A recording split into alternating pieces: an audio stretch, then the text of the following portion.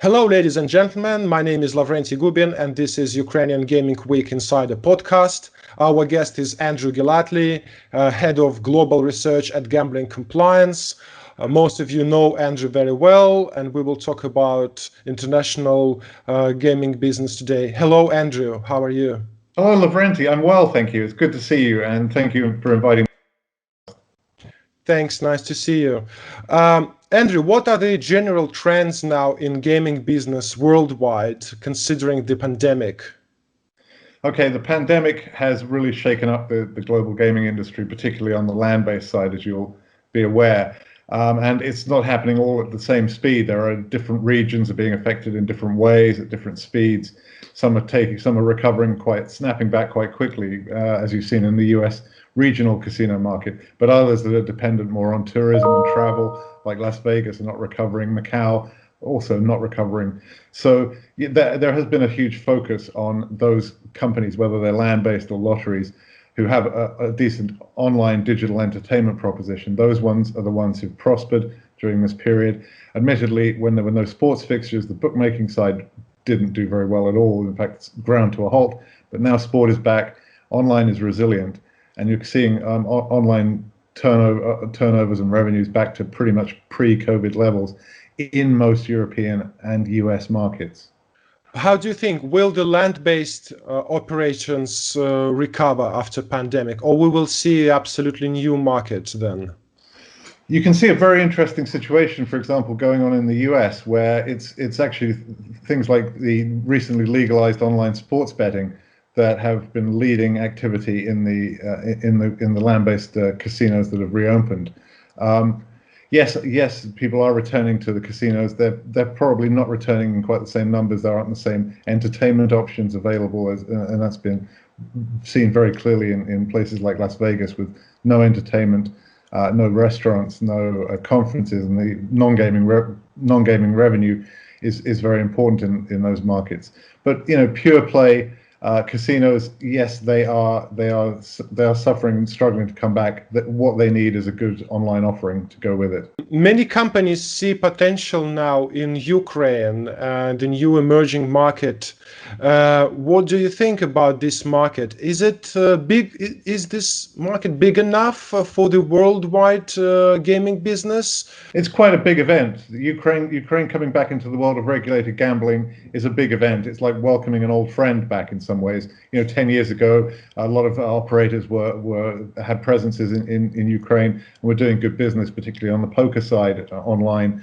And the suspension of gaming licensing and activities for the last 10 years, it's been an absence. But in the meantime, of course, a lot of European markets have developed and regulated and grown, and we have sectoral growth across the European markets. But that now is starting to come to an end, and operators are looking around for alternatives. And other markets that are of a decent size. A lot of alternative markets, some of the African markets, for instance, or smaller Latin American countries, they're too small and too difficult to access. Ukraine is kind of on the doorstep of Europe, a good population, high propensity to gamble, so it is very attractive.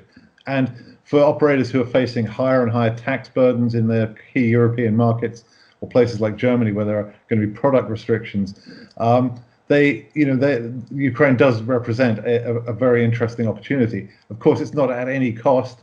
The tax element of the puzzle is still to be determined in Ukraine, but operators are looking very, very closely at this opportunity now. What would you suggest Ukrainian government? What would be the ideal regulation in Ukraine? Typically, online operators prefer an open licensing window when they can apply for licenses at all times, and also an unlimited number of licenses to make a market where, I guess, one of the inhibitions would be expensive licenses and make those licenses limited in number. That's not ideal. Obviously, operators want to be able to get into the market and operate. Also, clarity on the tax environment is very important. I understand at the moment there's a transitional arrangement of triple taxing before the GGR tax comes into place, and that GGR tax has not been confirmed. So the amount of tax is going to be important. Operators are kind of weary in Europe of seeing increased taxation or retrospective taxation or different volatilities in the tax environment.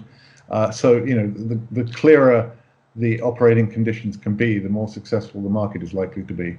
And how common is the taxation for the player, for the winnings? As far as I know, in Ukraine, this is kind of a problem now.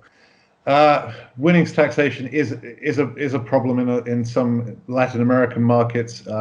Obviously, there's a withholding tax in the US for land-based players, but generally, as you say, in Europe, it's not very common for player winnings to be taxed. It's a part of the mix, but it's actually not going to be the determining factor of the success or the failure of the market. But it's certainly something that operators don't want to see. And do you know, are there any international operators willing to come to Ukrainian market now, or at the moment they're just taking a look and getting prepared? Well, I think what you've got is a bit of a whirlwind of lobbying. I think there's a lot of operators and a lot of associations that represent them focusing a lot of attention on the parliamentary process and the regulatory process in Ukraine right now. I don't know if it's got to the extent of operators building a ground game and building teams on the ground in Ukraine, but it's certainly they'll be engaging lawyers and engaging lobbyists and staying very much part of the process.